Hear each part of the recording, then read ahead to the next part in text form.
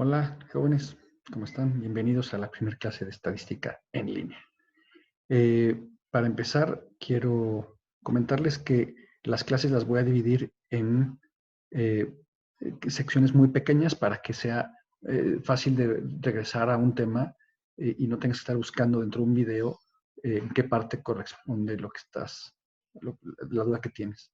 Entonces, para empezar, vamos a ver un tema que ya habíamos visto anteriormente, que es el tema de las distribuciones muestrales.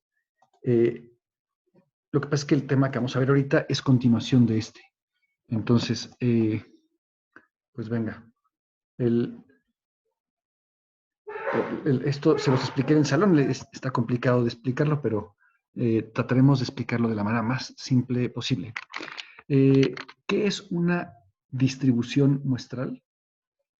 Es el resultado de hacer una distribución de frecuencias con un gran tamaño de muestras de una población.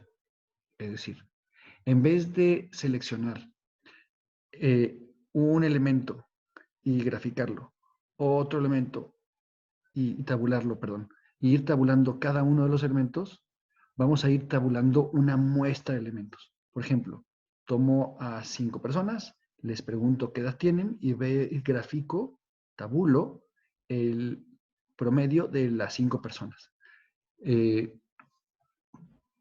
Obviamente puedo hacer una distribución muestral con un tamaño de muestra de 5 o de 7 o de 10.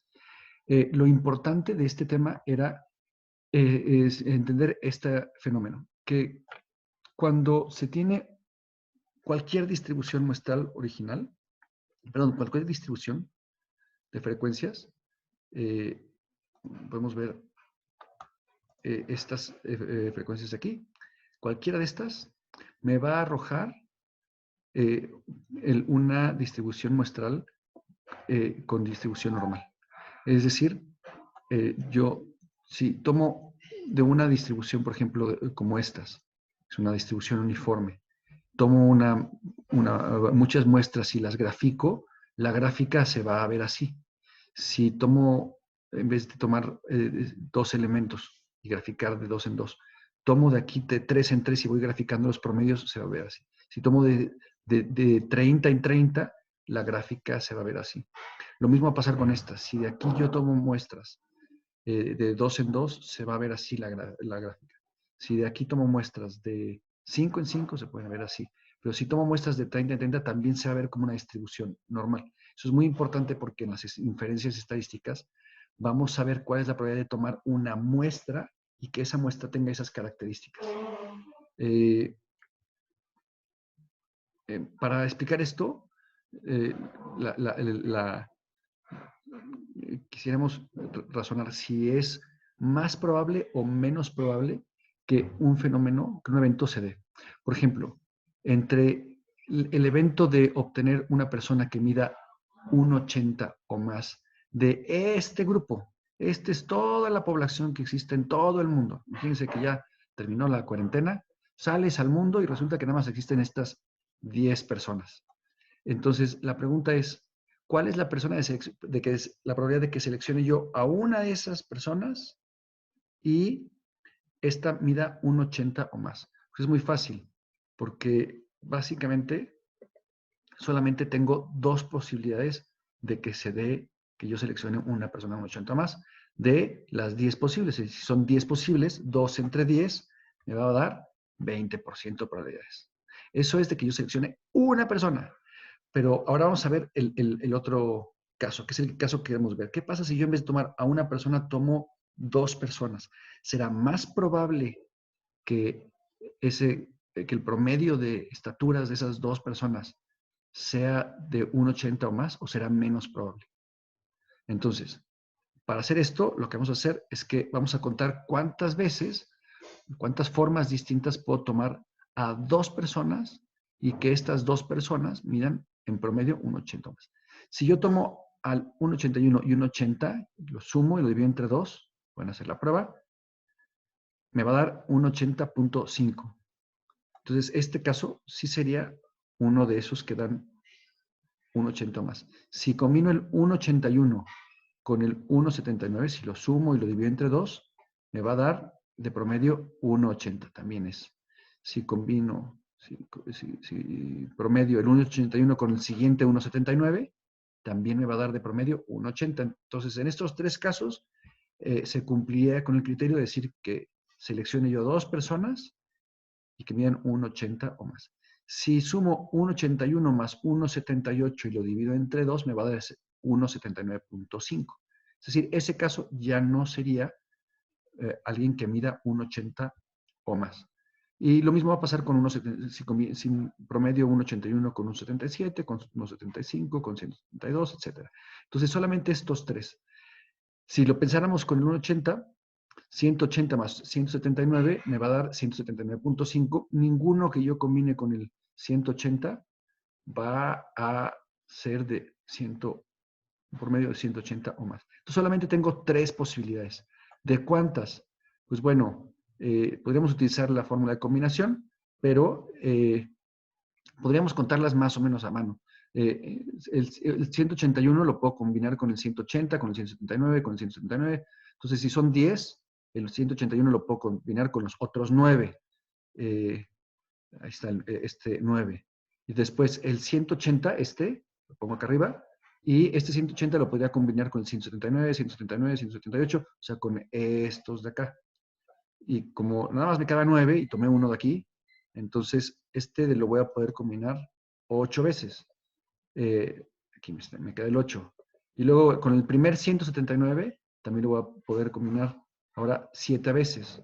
Y así sucesivamente con el segundo 179 voy a poder combinar 6 veces. Están 6.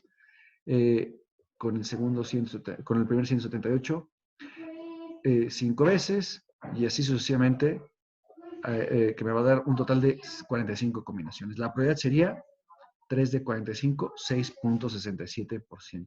Así que pueden hacer la prueba, que si lo comparamos con el 20% anterior, resulta que es más difícil que yo seleccione a dos personas, que estas dos personas midan 1,80 o más. Lo mismo va a pasar si intentamos hacerlo con tres.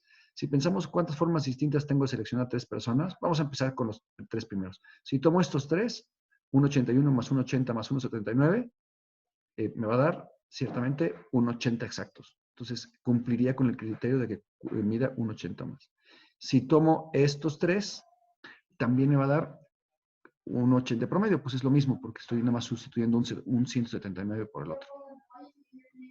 Sin embargo, si tomo 181, 180, los dos más grandes, y el 178 ya no me dio 180 o más, me va a dar 179.6. No es suficiente. Entonces, tengo estas dos combinaciones. Si yo tomara, en vez del 181 y el 180, tomara el 181 y cualquier otro, pues tampoco se podría dar un caso en el que el promedio me diera 180 o más. Es decir, solamente tengo estos dos casos en donde el promedio me da 180 o más. Entonces tengo aquí dos casos.